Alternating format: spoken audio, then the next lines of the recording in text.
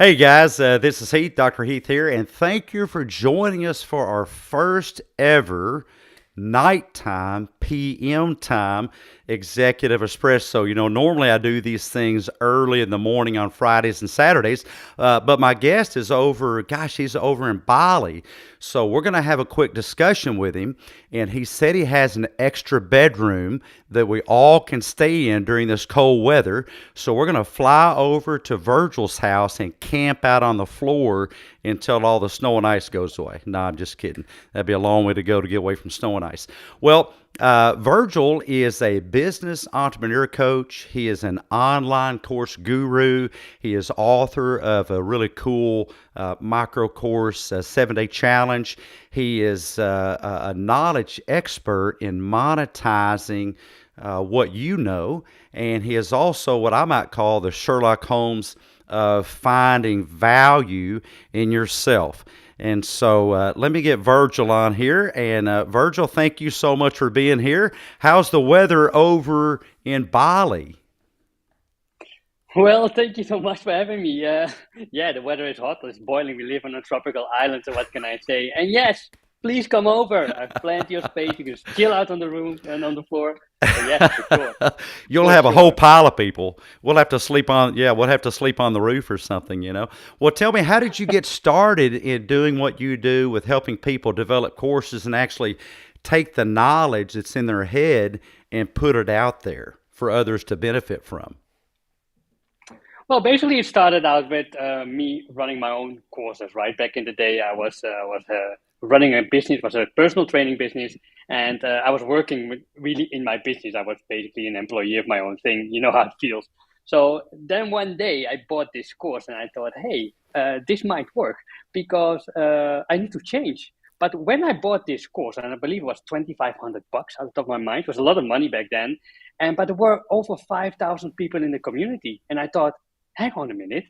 If this is the case, if some person can sell one course for 2,500 people to thousands of people, that's way better than what I'm doing right now. So that was my very first introduction to courses, and I started teaching people, first of all, how to move from a cold place where you are now, maybe in the States, to back then in an island called Ibiza. So I started in my course journey, and before I knew it, I was running this course business. And now I'm here to basically everything I've learned over the years to share with you guys because I believe everybody has knowledge in their mind that they can use, package, so that you can leverage your time. And that's, in a nutshell, what I do. It's so interesting to hear you say that because in my clinical work, I find so many people, and I'm going to go to the catastrophic side of it, that not only do they not believe they have knowledge, they believe that they're worthless or they don't have what it takes or that they can't contribute to society. And my belief is that we're all here to do something to add value to other people and that everyone is an expert in their own space of existence. So, my question to you is, do you run into creators that they really don't think what they have is all that valuable in the first place? And you have to kind of coach them that, hey, there are people that can benefit from this. Yes, that's that little voice inside, right? That's saying to you like most of the time we are born with big dreams, As children, we said, "I'm gonna fly to the moon. I'm gonna be Wolverine." Though in my case, I wanted to be Wolverine.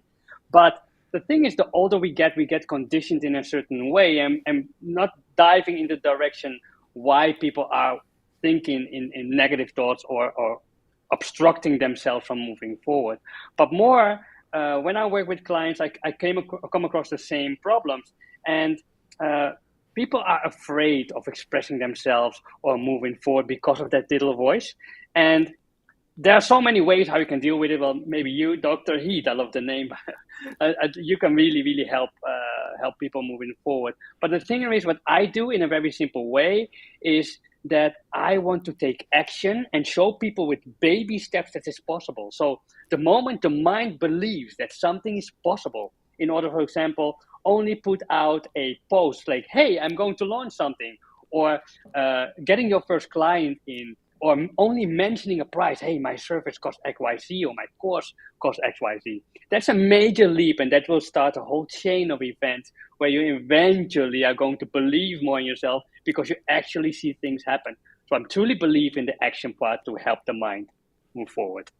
What I find in my work, it was really kind of quite counterintuitive, is that the higher level of intelligence a person is, the more self doubt they have. The more their genius goes up, the more they beat up on themselves. And how do you get people through that from your perspective? What are some tips and tricks maybe people listening to us can use to, as I say, reset their mindset where they can find value and even start identifying, what is it that I know that others may benefit from? Yes. Well, first of all, it is all about a lot of people try to push those thoughts away, right? So they try to do a lot of things like mindfulness is a big thing. And in my world, where I help high profile business owners packaging their knowledge, you're right. The self doubt is a big thing. It doesn't matter what you do. So what I try to do instead of trying to force that thought away or push it away and say I'm going to sit with it and I try to make it go away and I'm going to focus on myself, which are great ways of doing it, I try to turn it around. I actually like to look it in the eye. So I like to help people with, okay, you are afraid that you to launch a course and you might have fear about what people might think. Well, think about it. What is it exactly that you are afraid of? And then have this little conversation with yourself. And this little conversation often facilitates a lot of maybe more doubt.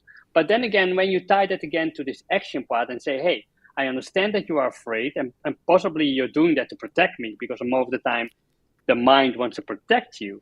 Then what we immediately start doing, like I mentioned before, is now you know what we do? Let's do a little thing.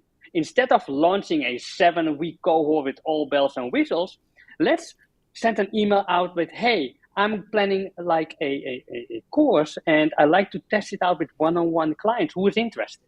So keep it very tiny. Again, makes it way easier for high level people, but even people who are not high level and just want to make a course as well. Yeah, yeah. And one thing I'd like to point out that actually somebody pointed out to me, and I don't even recall who it was, or I'd be glad to give them credit. I really don't recall. But I've been told that, some of the things, Heath, that seem so simple to you are not simple to everybody else. And in that interval between what you know and understand and what they may not is your ability to help other people.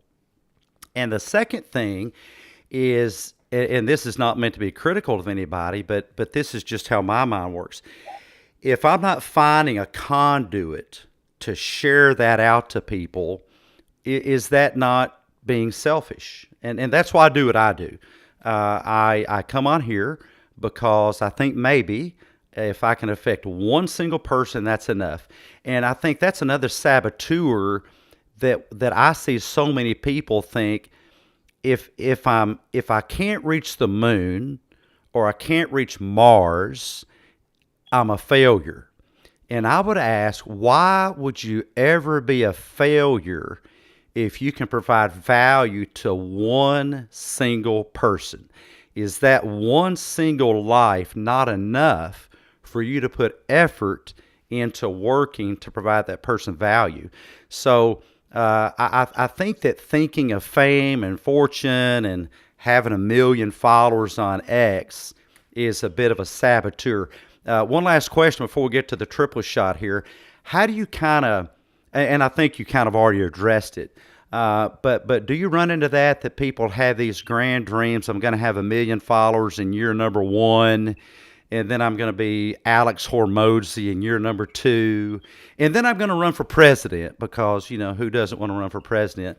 So how do you kind of help people temper and reset and find real value in what they're doing? And I'm not sure if that's a clear question, but how do you coach people to kind of temper their expectations and just take, like you said, small steps. Yeah, it's a good point. Temper expectations. I always call it manage expectations. And the thing is here, you need to set. A lot of people talk about goal setting, and a lot of people immediately jump towards, yeah, I like to be make $1 million or 10,000 or 5,000, depending what you aim for. But the thing is, sorry, tropical island there, moist. The thing here is that when you are stepping outside of your little comfort zone and you just raise your hand that you have something to say. So if you start by doing that, what will happen? There will always be something who's interested in what you have to say. And when you sort of feel find comfort in that guiding principle, because the thing is, a lot of people believe that you need to know a lot of things, you need to have a lot of certifications. But the thing is that when you are able to show something that you were struggling last week ago and you solve that problem and you move that person forward, what will happen? That person will enrich their life, they will move forward. But not only that, like you were saying, I like it, even start with one person. So let's say in your whole coach or your knowledge or coaching career, you're only able to help one person because almost insane, but let's say that's the case. What will happen? That one person will change a little bit in their lives. That will reflect in the direct environment of this person. The direct environment of this person will recognize and feel this tiny little change. They even might be empowered by that little change and start doing it themselves. So before you know it, that one person that you help will impact one person, and that one person will impact one person. And before you know it, your one person will impact like hundreds of people without you knowing it. Now, knowing if you know what you do, how to present yourself, how to position yourself, you can indirectly impact thousands of people at the same time only with what you have solved last week. And I think, in my opinion, that is huge. I love that. That's what I I love love what I it do. too, and you know that's exactly what my thought process was. I've told this story so many times. Some of you that listen to me have heard this, but there was a farmer that showed up in a blizzard to a church service, and the minister looked at him and he said, "Well, Farmer Jones, I guess since it's just you and me and you're the only one that showed up, we should cancel the service for today." And the farmer said, "Preacher, let me tell you, if I go out to feed the cattle and only one cow shows up, I feed the one that showed up." I do a lot of spaces, and it's great if a bunch of people show up, but if one shows up, that's great too. And guess what? If no one showed up, I would still go ahead and do the space. Virgil's over a long way from here. You are 14 hours away from here. 14 hours. You're actually 14 hours in the future. And I had confidence that Virgil would show up, but guess what would have happened if something happened and Virgil wasn't on camera? We would have still had this discussion. We would have regretted that Virgil wasn't here, but we would have still had it. And there's a guy, and then we'll go into the triple shot, and we'll call this guy Manny, Manny, Manny. Well, Manny lived a long time ago, and he wrote his magnum opus. He wrote his best work of his entire life. He published it. He spent, I don't know, decades and decades on it. And so he has this big book. No one bought it. In his words, it fell dead from the birth canal of his mind or something like that. It just fell dead. Well, Manny's name, his full name, as one of the greats in philosophy, is Immanuel Kant, Kant, on whom a lot of our philosophy today is based. And so there are people that can benefit from your work and your contributions, whether it's as a host, a co-host, a speaker, in a space, if you do a course with Virgil, that you will never meet, you will never know their name, You may pass on into the great beyond and they pick up your work a half a century later. But like Virgil said, if you can change that life that changes another life that changes another life, then why would you want to go to your grave without sharing that knowledge? And I think that's why Virgil does what he does, and what I do. Okay, just real quick, 15-second triple shot, 3 to 5 seconds on this one. What's your own current top mental struggle? My own current mental struggle is staying focused. That is basically the curse of our time, and it goes with ups and downs. But don't believe that all the people who are up there that they know it all or have it all. Each level struggles with their mind, and our endless study is the study of how to deal with that mind in negative situations. Yeah, I can tell you, degrees are great. I've got a lot of those, but as another old minister said, we know what BS stands for. MS stands for more of the same, and PhD stands for piled higher and deeper. So just because you've got lots of initials and degrees and everything doesn't mean you've got it all figured out. Number two, your current best mindset hack. What's the thing that just kind of resets your mind, your current best mindset hack? Go out and chill. That says it all. One more time, go out and Go out and chill. go So out and stop kill. what Go you're out and doing. kill it. No, chill. Chill. Oh, kill is not the word. No, chill. So relax. So go Oh, out chill, there. chill. I love that better. Yeah, Yeah, on X yeah, they I like talk it better about I'm though. killing it today, I'm killing this, I'm Yeah, killing that. I'm yeah, thinking, gosh, there's a lot of killing. Go out and chill. yeah. Yeah, just chill. Yeah. Learn to relax. Learn to let it go. Step back. Learn to let it go. And Yeah. finally, when you make a mess, when you spill your coffee, theoretically, when you make a mess in life, what's the first thing you do? What's the first thing you tell yourself about maybe making a detour, doing something that interrupts your workflow, maybe a mistake? How do you reset your mind when you've maybe screwed up? What can I learn from this? And again, this is a hard one because it's not easy when you're in the heat of the moment. So let's say you spill your coffee, figuratively speaking. So it's very hard to say, hey, what can I learn from it in the state of mind that you are? But there will be a moment that when you calm down and sit down and reflect, what can you learn from it? And you will always serve you well. Absolutely. Absolutely. Give yourself time to calm down and reset. Well, thank everybody for joining us. If you know somebody that could use a mental boost, please share this out with them. I have put in the show notes, so to speak, in the post all about where to get in touch with Virgil. And Virgil, one last thing, leave our guests, our audience, with a positive affirmation, something that they could reset their mindset and take and put into actionable steps tomorrow. So whatever you do, it will make sense tomorrow. And by that, you can fill in the gaps yourself.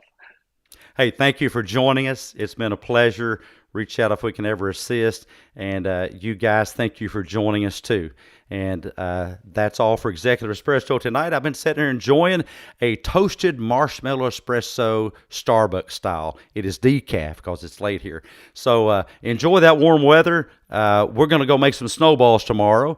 And then hopefully the snow will melt off and we'll get some good weather. So have a good afternoon, everybody. Bye-bye. Bye-bye.